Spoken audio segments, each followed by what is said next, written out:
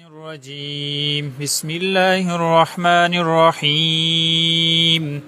قل كفى بالله بيني وبينكم شهيدا يعلم ما في السماوات والأرض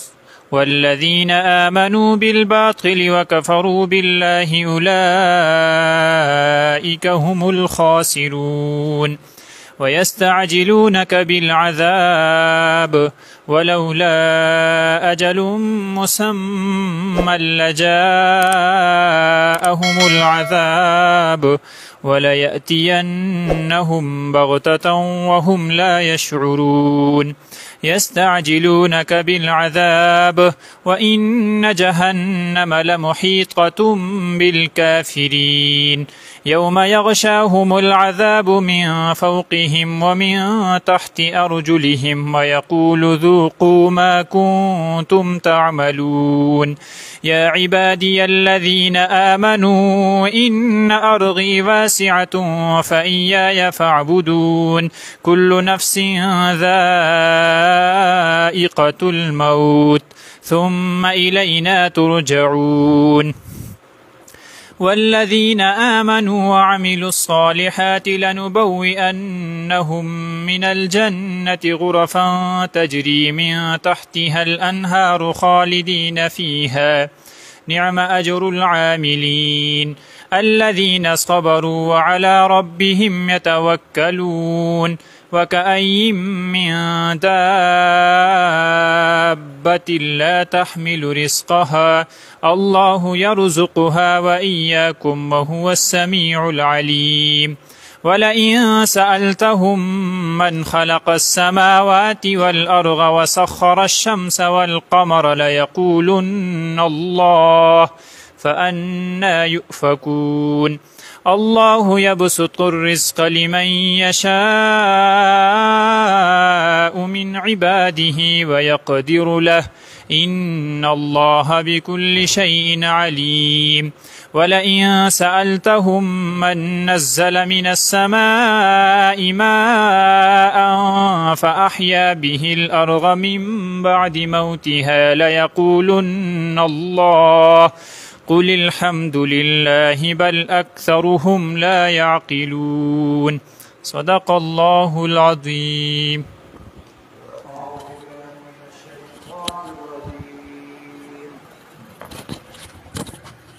بسم الله الرحمن الرحيم سبحانك لا علم لنا إلا ما علمتنا إنك أنت العليم الحكيم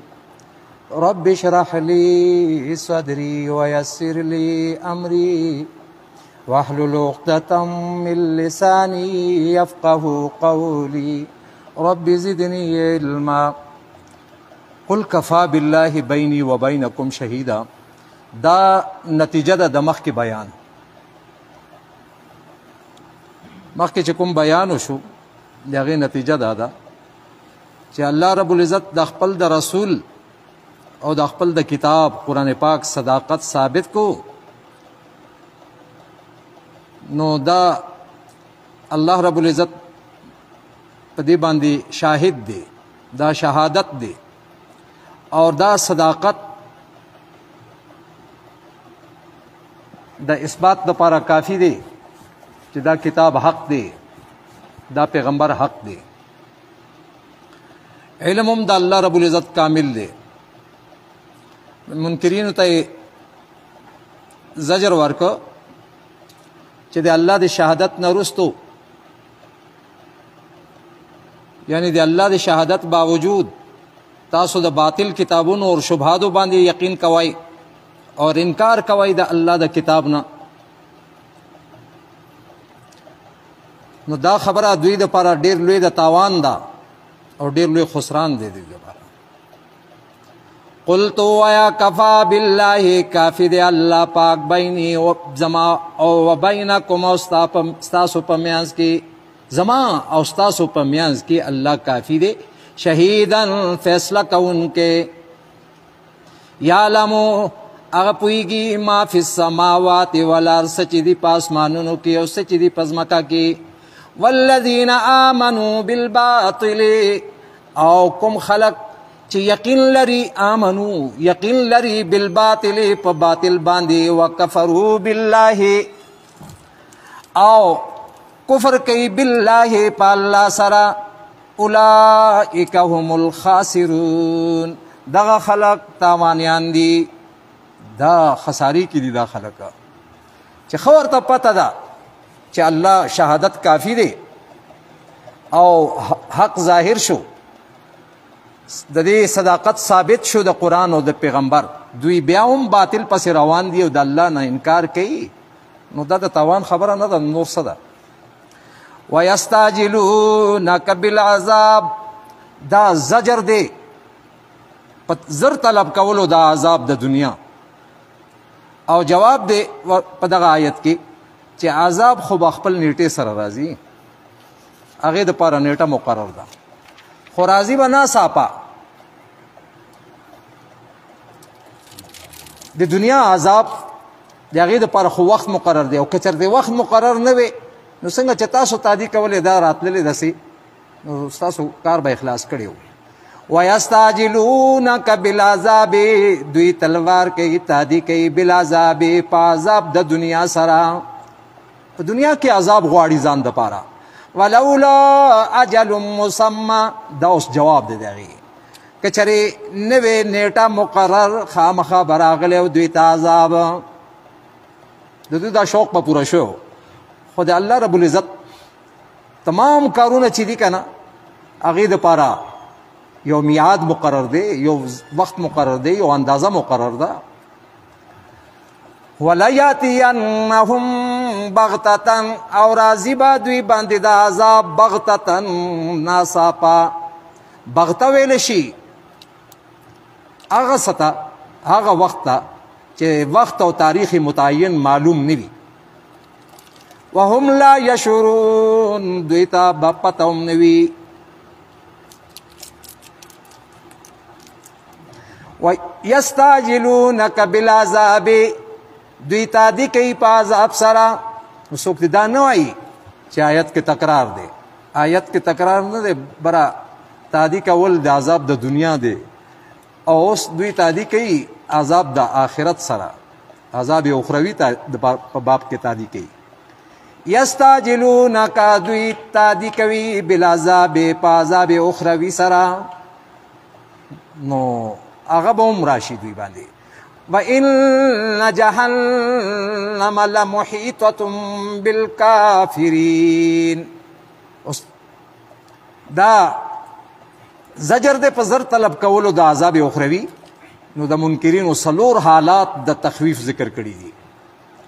وَإِنَّ جَهَنَّمَ لَمُحِيطَةٌ بِالْكَافِرِينَ بشکا جهنم را ګیرون کې دي کافرانو لا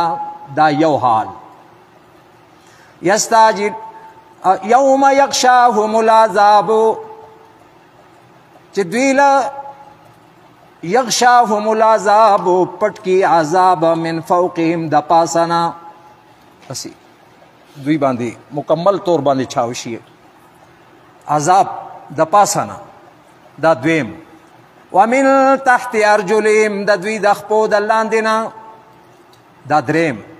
ويقول وبوي دویتا ذوقوا ما كنتم تعملون دا سلورم اوسکای تاسو سزا دا غاملون حکم چې تاسو کوله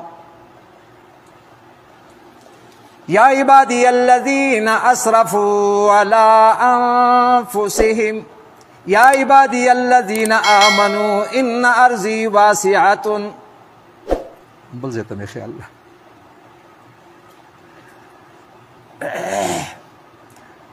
د دې ځای نه تر آخر د صورت پورې څلورم باب د صورت دی په دې کې ذکر د ابتلاء بالهجرت دی په څلورو طریقو سره درې عقلي دلایل دي پکې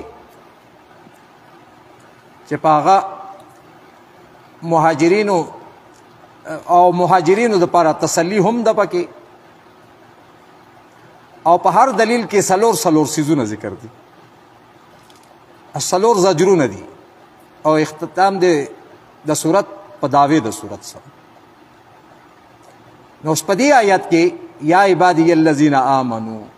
اوله طریقه د ترغیب الی الهجرت ته، دا اوله طریقه ده د ترغیب الی الهجرت. یعنی که چېرې یو ملک کې ظلم وي او طرف ته مشرکانو نه پابندي وي په اظهار د توحید د باری تعالی باندې او په طاعاتو باندې، نو هغه ځای نه هجرت کول لازم او فرض دي. وطن پرېښودل لازمي دي، دین پرېښودل جایز نه دي. دین به نه پرېږدي، وطن پرېږده. نو یا عبادی الذین آمنوا ان ارضی واسعه، اے زما بندیانو چا چې ایمان راوړ دی، ان ارضی واسعه، بېشکه زما ځمکه فراخه ده. دې کې اشاره ده چې په هجرت سره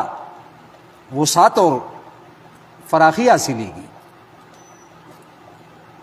فَإِيَّايَ فَاعْبُدُونِ،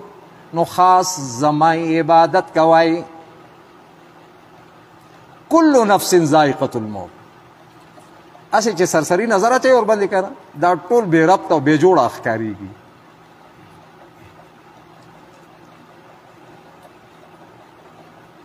کل نفس ذائقة الموت دا دویمه طریقه ده د ترغیب الی الهجرت، چې د وطن او دوستانو وغیره نه اسې هم خو په مرګ سره هم پاتې کېږي با، چې هغه بې اختیاره دی. یعنی دا جدائی به راځي، د وطن نه جدا کېږي به ته، د دوستانو نو خپلوانو نه به جدا کېږي ته، دا جدائی به راځي بې اختیاره. نو ته داسې نه کوي چې د الله رضا دپاره خپل اختیار سره جدائی اختیار کې، الله به درته اجر راکړي د هغې. کل نفس ذائقة الموت دا په سوره آل عمران کې هم ذکر کړی دی. وانما توفون اجورکم یوم القیامه فمن زحزح عن النار وادخل الجنه فقد فاز. کل نفس ذائقة الموت، هر یو نفس چې دی ذائقة الموت، هغه سکون کې د مرګ دی. ثم الینا ترجعون، بیا زمونږ طرف تاسو ترجعون، ستاسو را ګرځېدلي، یعنی تاسو به راوګرځئ زمونږ طرف ته. والذین آمنوا دا درېمه طریقه د ترغیب الی الهجرت لپاره، او بشارت خاصه دی په سبب د هجرت کولو، ځکه چې الذین صبروا په تکالیفو د هجرت باندې داخل دی، او دارنګې وعلی ربهم یتوکلون کې ترک اعتماد په وطن او اهل وطن باندې هم داخل دی.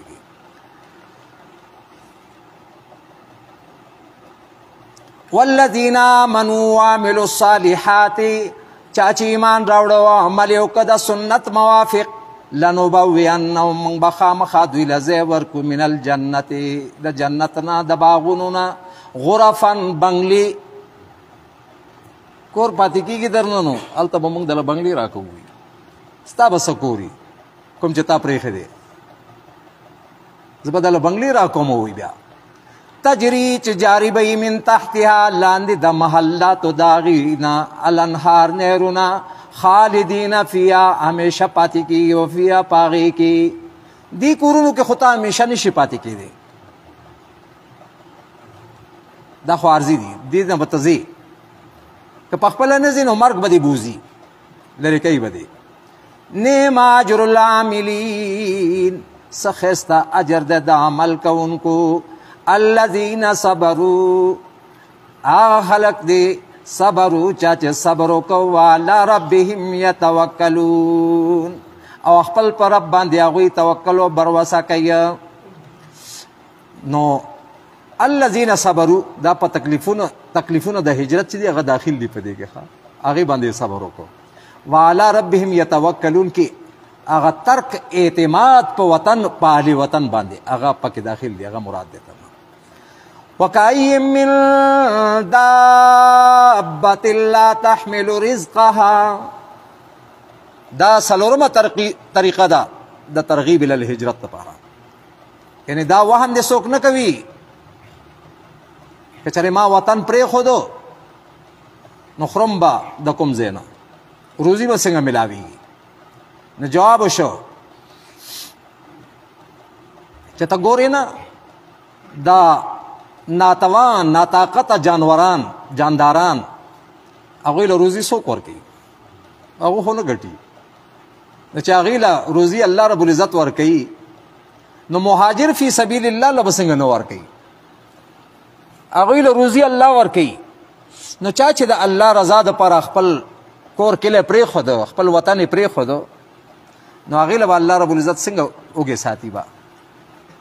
هغې له به خامخا رزق ورکوي به وکأی من دابة او څومره دي د هغه زنده سر نه لا تحملو چې طاقت نه لري رزقها دا خپل د روزي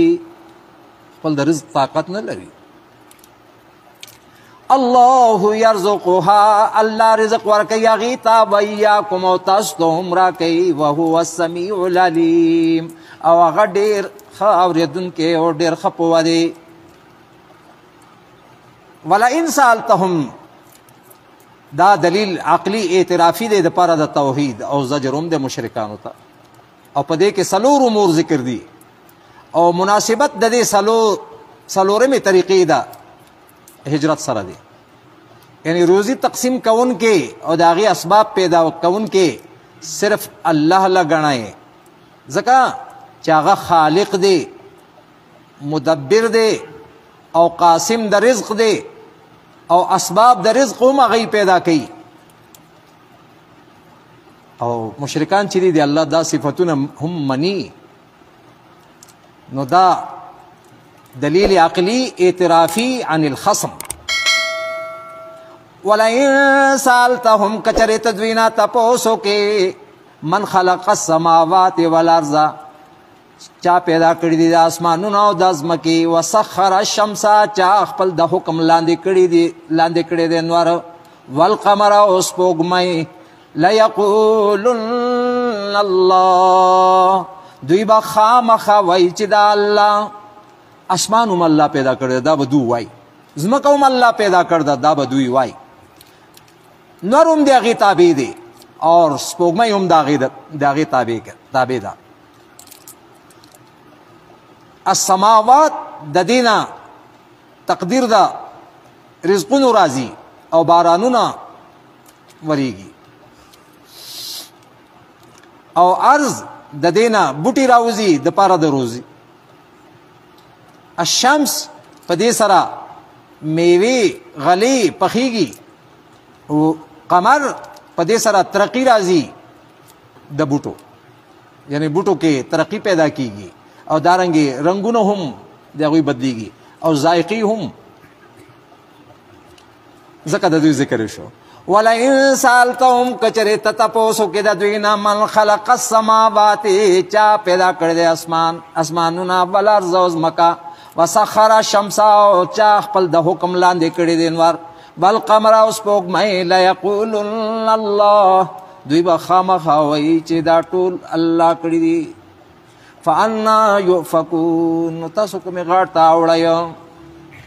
الله یبسط الرزق دا دویم دلیل عقلی دی الله یې فراخه کوي رزق لمن یشاء چاته چې خوښه وشي او دا دفع د وهم هم ده که څوک وهم وکړي چې خالق د روزی خو الله دی نو کیدای شي چې فراخي او تنګسیا د بل چا په اختیار کې وي نو جواب وشو چې نه دا ستاسې خوشی وهم دی دا هم په اختیار د الله کې دی الله یبسط الرزق الله رب العزت دی چې فراخه کوي رزق لمن یشاء چاته چې خوښه وشي من عبادي خپل د بندیانو نه ویقدر الله او هغې دپاره تنګوي رزق الله بس طور قدر د دې دو څیزونو ذکر وشو چې دا د الله په اختیار کې دي ان الله بكل شيء عليم بشک الله په هر څه باندې پوه دی اوس ولئن سألتهم من نزل دا دریم دلیل عقلی اعترافي دی یعنی روزی او فراخی او تنگسیا په اختیار د الله کې دی د دې وجې نه چې اسباب د روزۍ باران ورول زمکه کې قوت نباتیه پیدا کول، یعنی زمکه نه دا بوټي راوښکلو دا طاقت چې دی دا پیدا کول، دا د الله قدرت دی، دا د الله په طاقت کې دی. او په دې دواړو آیتونو کې څلور څیزونه ذکر دي. او هر کله چې د رزق تفصیل وشو چې دا د الله د طرفه نه دی، نو اختتام وکړه په امر د الله رب العزت، په اختتام وکړه په امر سره چې الحمدلله ووایي. ولئن سألتهم کچر دوینا تپوسو کې من نزل څوک را کوزی من السماء د برنا مانوب فاحیا به الارض پس ژوندی کی پاغې سره ځمکې لا اوچا ځمکه چې هغه مړه وي، هغې الله رب العزت بیا تازه کی. من بعد موتها رستو د هغې د مرګ نه، یعنی رستو د هغې د اوچېدو نه بلکل وچوالی راغلی وي، داسې وي لکه په شان د مړې، نو بیا تر و تازه کی. دا تاسو خیال کړی ده سو وخت باران ونه شو نو ځمکې حالت بدل شو که نه، صفا سوځېدلې وه. نو کله چې بارانونه وشو نو د هغې په سهار باندې رزله نه وه تېروتې، د هغې په سهار باندې بیا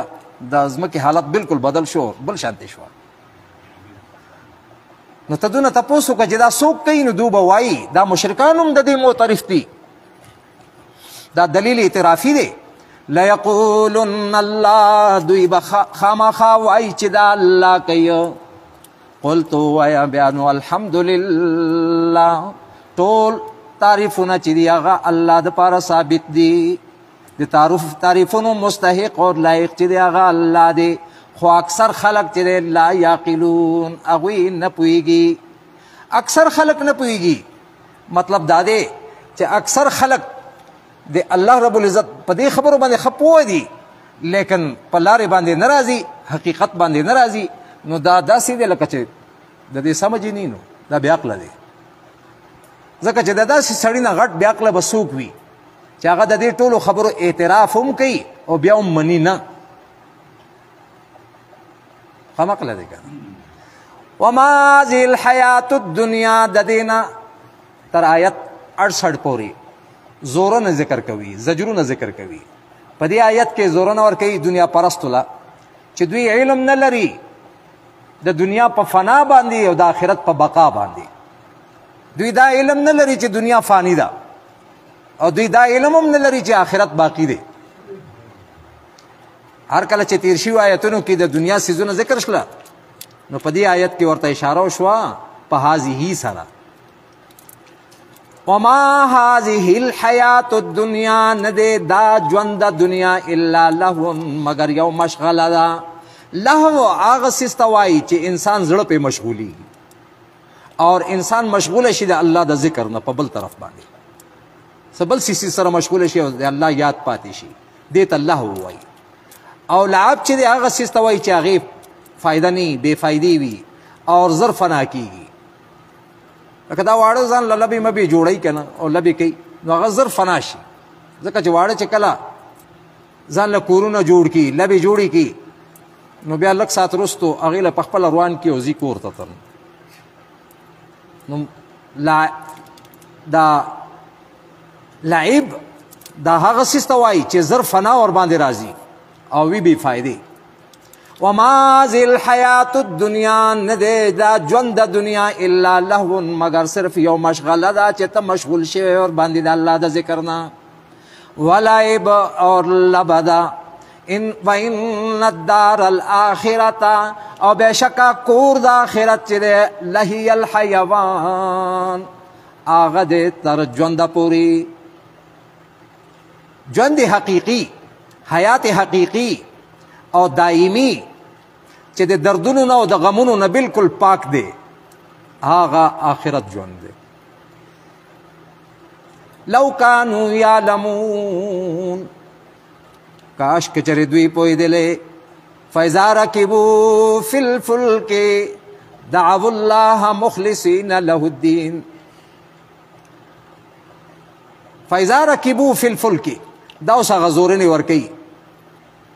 په څلورو طریقو سره، څلور زورنې دي. فاذا ركبوا فی الفلک هر کلا چې دوی اوخیږي دوی سوار شي فی الفلک په کشتۍ کې دعوا الله دوی आवाज کوي الله ته مخلصین له الدین چې خالص کوونکی وي الله د پاره دین یعنی دا بلنا خالص الله ته आवाज کوي چې یا الله تعالی مدد شه او موږ له بچ کدي عذاب نه او موږ له نجات را کدي سمندر دی طوفانونو نه فلما نجاهم الى البر هر کلا چې الله نجات ورکړي دوی ته الى البر هغه خشک طرف ته اذا هم یشرکون دغه وخت کې دوی بیا شرک کوي الله سره نور شریکان جوړوي څومره بے وفایي ده لیکفروا کې لام عاقبت لپاره دی دا دې لپاره یکفروا چې دوی کفر وکړي بما آتیناهم دا متفرد ہے دا لیکفروا بما آتیناهم په یشرکون باندې لیکفروا یشرکون دوی شرکو کی لیکفروا بما آتیناهم چې عاقبت دا شي چې دوی کفر اختیار کی بما پاغه سبان دی آتیناهم چې موږ ولا ورکړې دي ولیتمتعوا او دا متفرد په نجاهم پوری هغه باندې متفرد دی ولیتمتعوا اور مزه واخلی دوی د دنیا سامان نو د دنیا جون فسوف یعلمون ډیر زردا چې دوی به پوه شي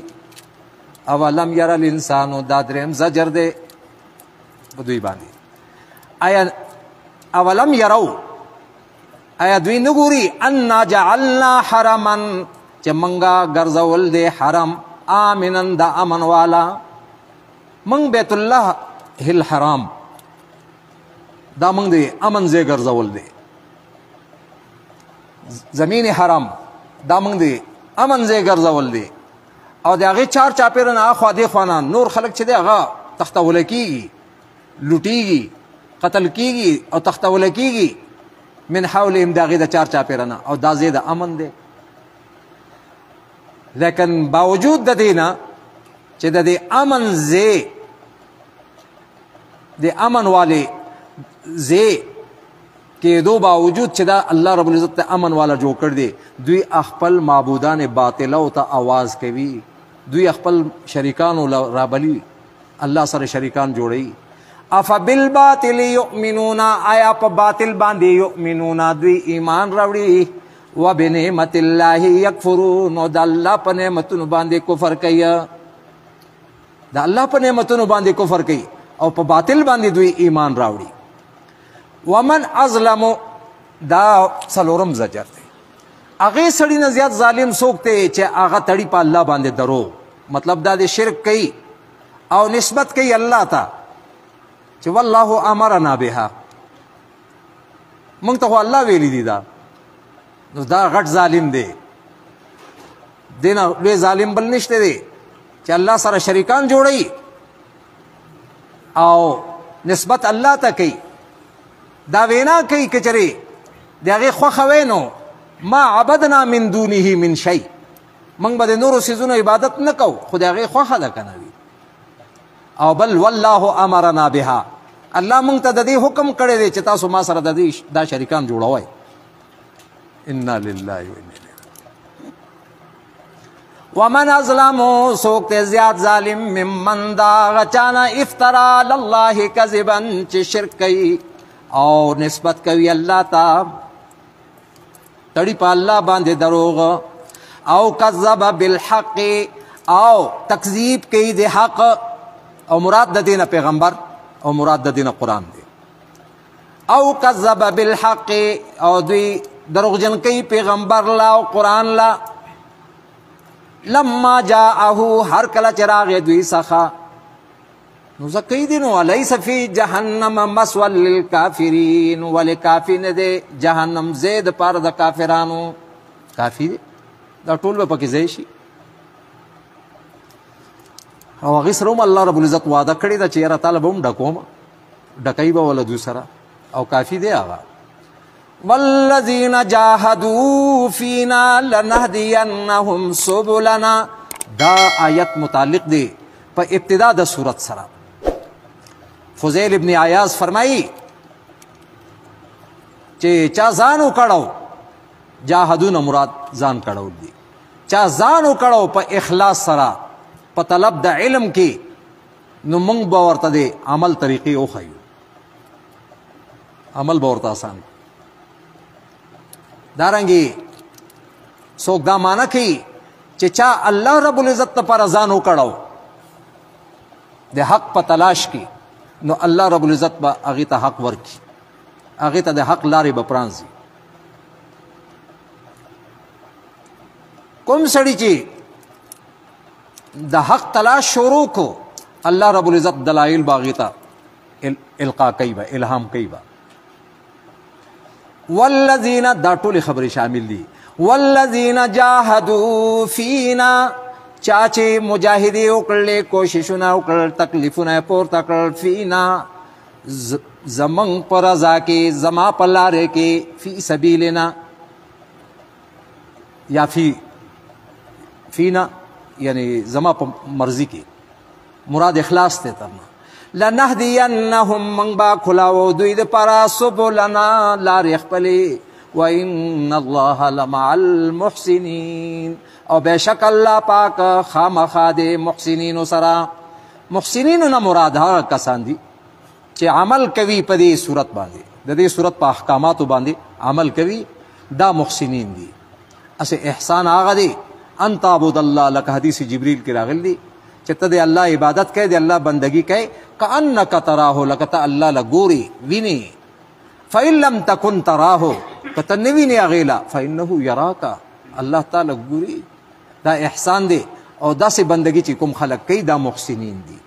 الله پاک ته عمل کولو توفیق راکړي او دا سوره عنکبوت چې دی دا ختم شو سبا نه ان شاء الله تعالی که ژوند باقي سوره روم دی الله پاک ته آسان کړي الحمد لله رب العالمين والعاقبة للمتقين والصلاة والسلام على سيد الأنبياء والمرسلين محمد وعلى آله وأصحابه أجمعين اللهم أعنا على ذكرك وشكرك وحسن عبادتك اللهم أرنا الحق حقا وارزقنا اتباعه وأرنا الباطل باطلا وارزقنا اجتنابه اللهم إنك عفو كريم تحب العفو فاعف عنا اللهم إنا نسألك الهدى والتقى والعفاف والغنى اللهم إنا نسألك الصحة والعفة والأمانة وحسن الخلق والرضا بالقدر اللهم إنا نسألك حبك وحب من يحبك والعمل الذي يبلغنا حبك وصلى الله تعالى على خير خلقه محمد وآله وصحبه أجمعين برحمتك يا أرحم